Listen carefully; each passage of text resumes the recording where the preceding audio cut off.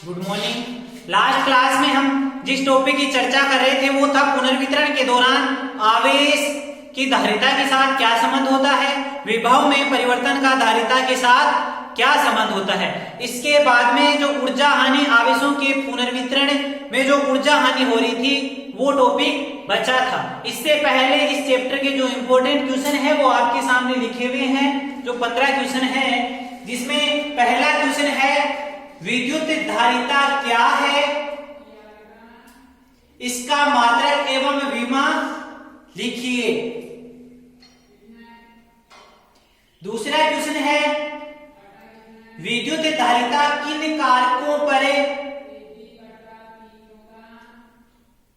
निर्भर करती है। तीसरा क्वेश्चन है संधारित्र किसे कहते हैं। फोर्थ क्वेश्चन है चालकों के लिए आवेश तथा विभव के मध्य ग्राफ बनाइए। तो ग्राफ यहां से कैसा आएगा, क्यों समानुपाती क्या होता है रे, V। तो इसे ग्राफ कैसा आएगा, एक सरल रेखा वाला ग्राफ आएगा। तो आपको ग्राफ बनाना है। पांचवा क्वेश्चन है ध्रुवण सदिश P सदिश एवं विद्युत क्षेत्र E सदिश के मध्य संबंध लिखिए। इनके मध्य क्या संबंध होता है कि जो ध्रुवण सदिश है वो किसके समानुपाती होता है, विद्युत क्षेत्र के समानुपाती होता है। यहां से ये काई समानुपाती नियतांक आ गया। काई क्या है, विद्युत परिवर्ती, जो एक विमाहीन राशि है। छठवां क्वेश्चन है विद्युत का सबसे अच्छा चालक कौन सा पदार्थ होता है। विद्युत का सबसे अच्छा चालक कौन सा पदार्थ होता है। सातवां क्वेश्चन है श्रेणी तथा समांतर क्रम संयोजन के लिए तुल्य धारिता कितनी होती है। केवल और केवल इसमें सूत्र पूछा है कि श्रेणी क्रम के लिए तुल्य धारिता का सूत्र क्या होता है तथा समांतर क्रम संयोजन के लिए तुल्य धारिता का सूत्र क्या होता है। अगला क्वेश्चन है संधारित्र की ऊर्जा या संधारित्र में संचित ऊर्जा का सूत्र लिखिए। केवल सूत्र क्या होता है, U बराबर 1/2 CV² बराबर किसके होगा, Q²/2C के बराबर किसके होगा, 1/2 QV। नौवां क्वेश्चन है पुनर्वितरण में उभयनिष्ठ विभव का मान कितना होता है। केवल सूत्र बताना है V का। V बराबर क्या होगा, C1V1 plus C2V2/C1 plus C2। 10वां question है गोलीय चालक की धारिता किस पर निर्भर करती है। गोलीय चालक की धारिता किस पर निर्भर करती है, गोलीय चालक की धारिता केवल उसकी त्रिज्या पर निर्भर करती है। C समानुपाती R होता है। 11वां क्वेश्चन है संधारित्र की बनावट एवं सिद्धांत लिखो। यहां से ये क्वेश्चन बड़े क्वेश्चन के रूप में आ सकता है कि संधारित्र किसे कहते हैं, इसकी बनावट एवं सिद्धांत लिखिए। 11वां क्वेश्चन है जो आवेशों का पुनर्वितरण था, उस पुनर्वितरण में ऊर्जा हानि का व्यंजक व्युत्पन्न करो। डेल्टा U का मान हमें ज्ञात करना है, किस प्रकार से डेल्टा U का मान आया। 13वां क्वेश्चन है संधारित्र की ऊर्जा का सूत्र व्युत्पन्न। यहाँ केवल सूत्र पूछा हुआ है, यहाँ वो सूत्र है, उसे व्युत्पन्न करना है कि कैसे आया। 14वां क्वेश्चन है श्रेणी तथा समांतर क्रम संयोजन की तुल्य धारिता का सूत्र व्युत्पन्न करना है, किस प्रकार से Cp आता है, किस प्रकार से Cs आता है। 15वां क्वेश्चन है समांतर प्लेट एवं गोलीय संधारित्र की धारिता का सूत्र व्युत्पन्न करो। किस प्रकार से उनकी जो धारिताएं हैं वो धारिताओं के लिए व्यंजक आता है, उस व्यंजक का जो सूत्र है वो हमें व्युत्पन्न करना है कि कैसे आएगा।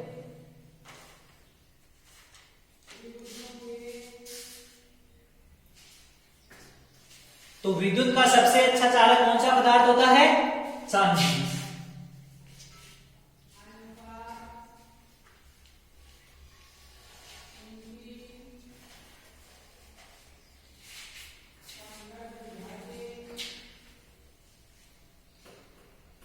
अब हम देखते हैं कि जो आवेशों का पुनर्वितरण हो रहा था उस पुनर्वितरण में ऊर्जा हानि कितनी कितनी होती है।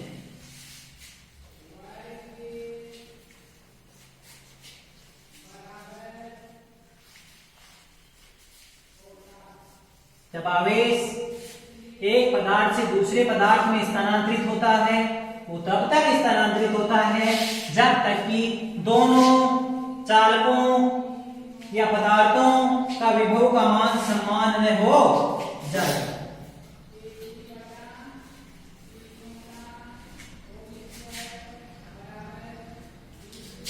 लिखो आवेशों के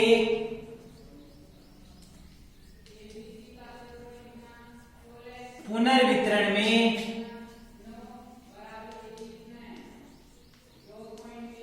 ऊर्जा हानि। आवेशों का पुनर्वितरण करेंगे, आवेश एक पदार्थ से दूसरे पदार्थ में जाएगा, इस दौरान जो ऊर्जा में हानि होगी उस ऊर्जा हानि का हमें सूत्र को व्युत्पन्न करना है। तो इसमें लिखो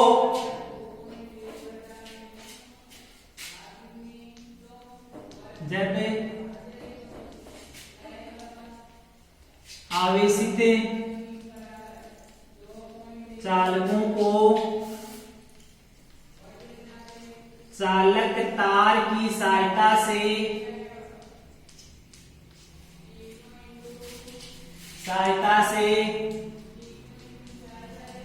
जोड़ा या संयोजित किया जाता है तो आवेशों के स्थानांतरण के कारण ऊर्जा में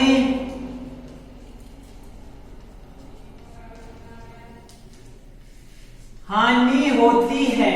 ये जो ऊर्जा में हानि है ना, ये है ऊर्जा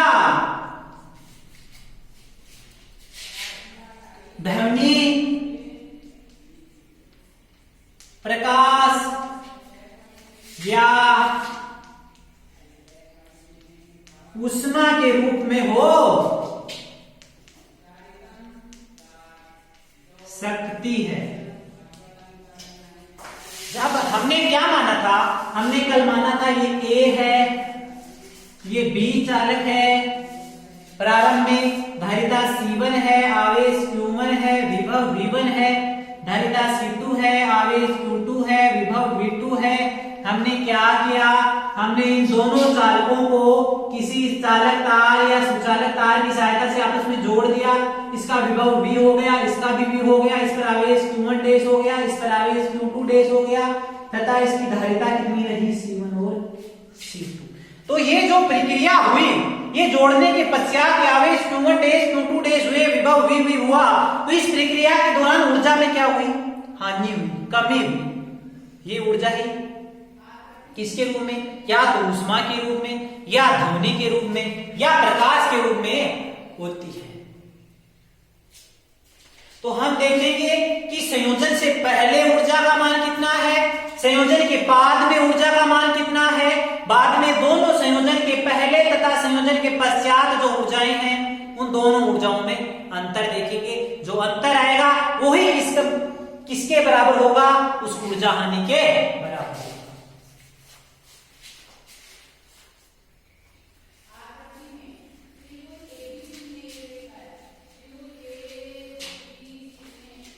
तो हम देखते हैं संयोजन से पहले, संयोजन से पहले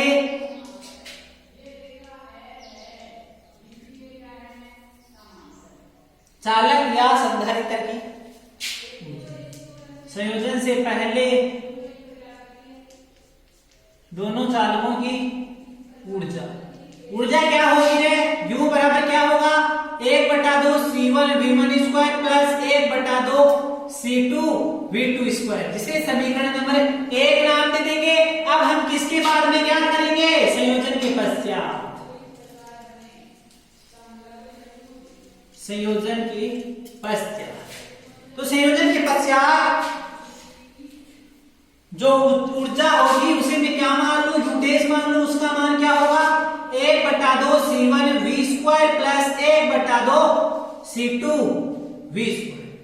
यहां से हम क्या कॉमन ले लेंगे रे, जो V है वो दोनों में है तो कॉमन आ जाएगा, V स्क्वायर कॉमन आ गया, C1 प्लस C2। हम जानते हैं एक चीज जानते हैं, ये जो V है कि V क्या है, उभयनिष्ठ विभव है। इस उभयनिष्ठ विभव को मैं यहाँ प्रतिस्थापित करूंगा, चूंकि V बराबर क्या होता है, C1 V1 C2 V2 बटा C1 प्लस C2 को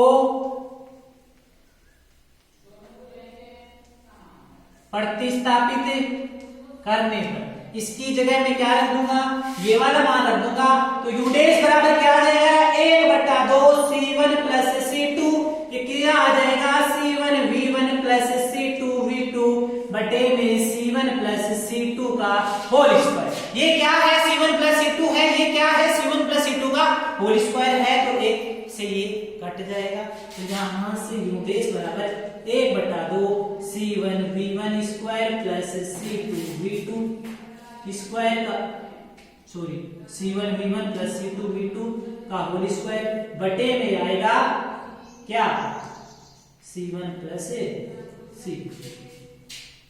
इसे समीकरण नंबर 2 नाम दे दे रहे। अब हम क्या करेंगे, ऊर्जा हानि कितनी हुई, ऊर्जा हानि डेल्टा U बराबर होगी U माइनस U डैश। तो U माइनस U डैश कहां से, समीकरण 1 से U आएगा, समीकरण 2 से U डैश आएगा। तो समीकरण 1 व 2 से डेल्टा U बराबर क्या हो जाएगा, U का मान क्या है, 1/2 C1 V1 square plus 1/2 C2 V2 square minus होगा C1 V1 plus C2 V2 का होल स्क्वायर बटे में होगा 2C1 प्लस C2। यहां से 2C1 प्लस C2 क्या आ जाएगा रे, लघुत्तम आ जाएगा, आएगा ही नहीं, C1 प्लस C2, ये वाला एक बार इससे गुणा हो जाएगा, ये वाला एक बार इससे गुणा हो जाएगा, तो दोनों को गुणा कर देते हैं तो क्या आएगा, C1 square V1 square plus C1 C2 V1 square plus होगा C2 C1 V2 square plus होगा C2 स्क्वायर V2 स्क्वायर है, माइनस होगा C1 V1 plus C2 V2 का होल स्क्वायर। यहां से मैं इसे a प्लस b के होल स्क्वायर से हल कर लूंगा, तो क्या आएगा, C1 square V1 square plus C1 C2 V1 square plus C2 C1 V2 square plus क्या आएगा, C2 square V2 square minus आएगा C1 square V1 square minus आएगा C2 square V2 square minus आएगा 2C1 C2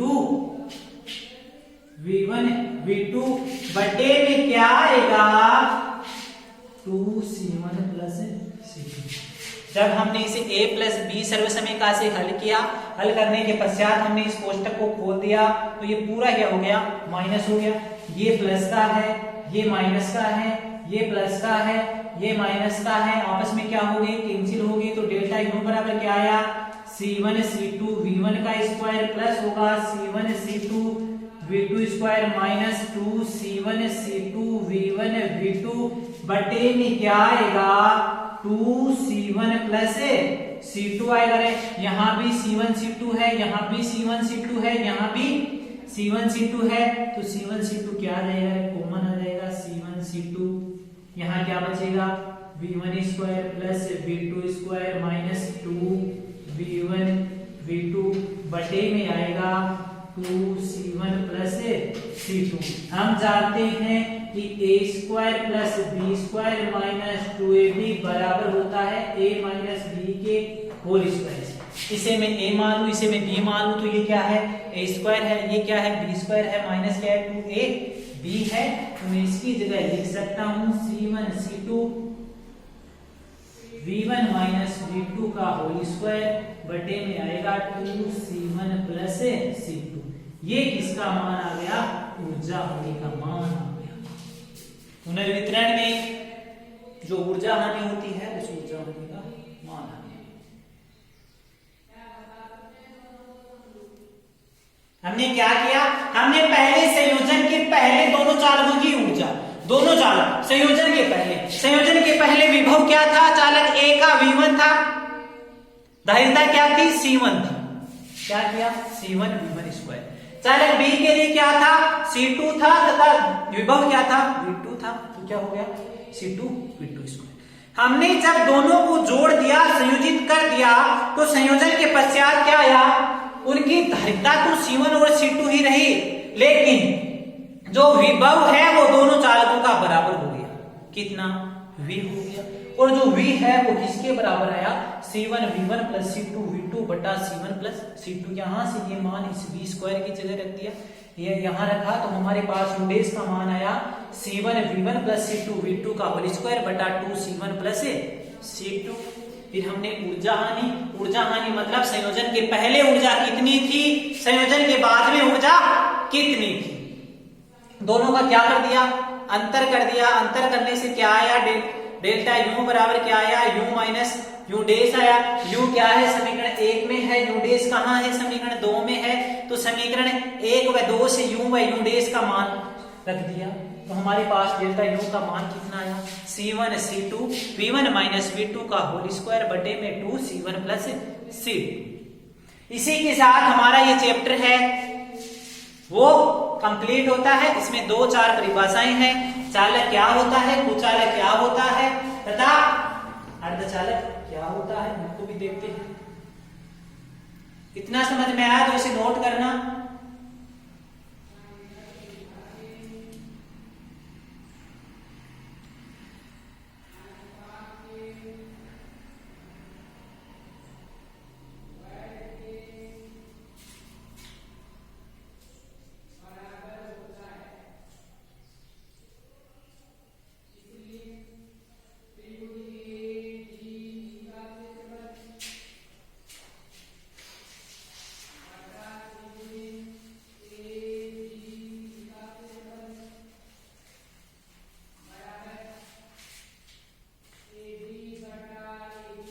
ये पहला लिखो।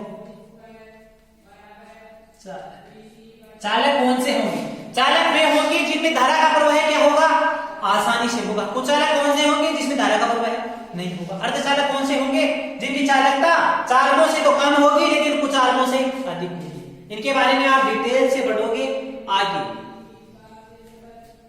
जो modern physics है उसमें आएगा चालक। इसमें लिखो वे पदार्थ जिनमें धारा का प्रवाह आसानी से होता है,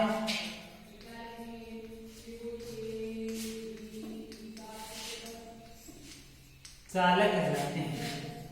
एग्जाम्पल के रूप में है सोना, चांदी, लोहा आदि। दूसरे हैं कुचालक या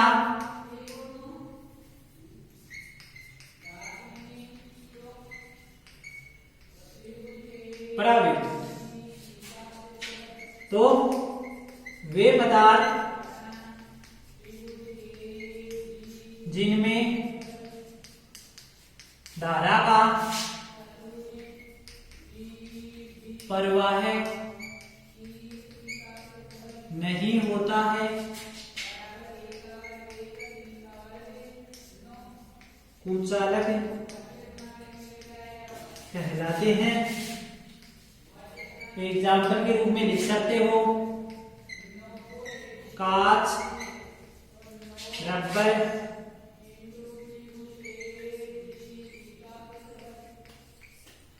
सूखी लकड़ी आदि। अगला है अर्धचालक। अर्धचालक पदार्थ कौन से होते हैं? वे पदार्थ जिनकी चालकता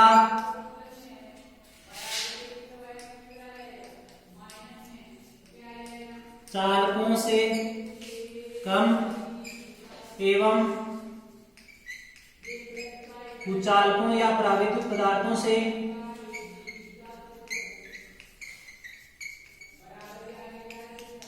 अधिक होती है।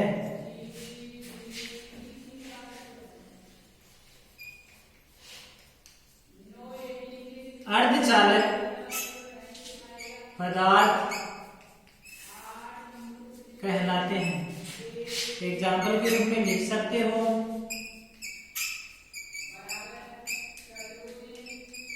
सिलिकॉन,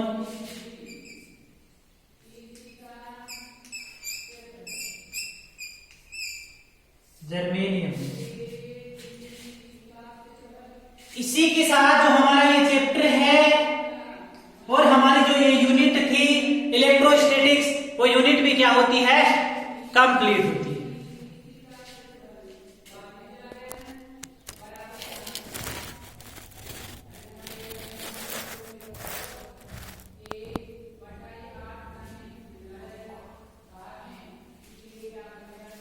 विचालक, कुचालक, अर्धचालक पदार्थों की बात हुई है कि परिभाषा ध्यान में रखना।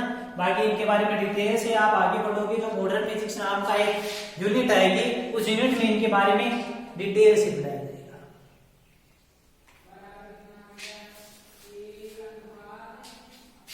हमारी जो 7 नंबर की यूनिट थी, लगभग फिजिक्स का 15% पोर्शन था। वो पोर्शन क्या होता है, कंप्लीट होता है।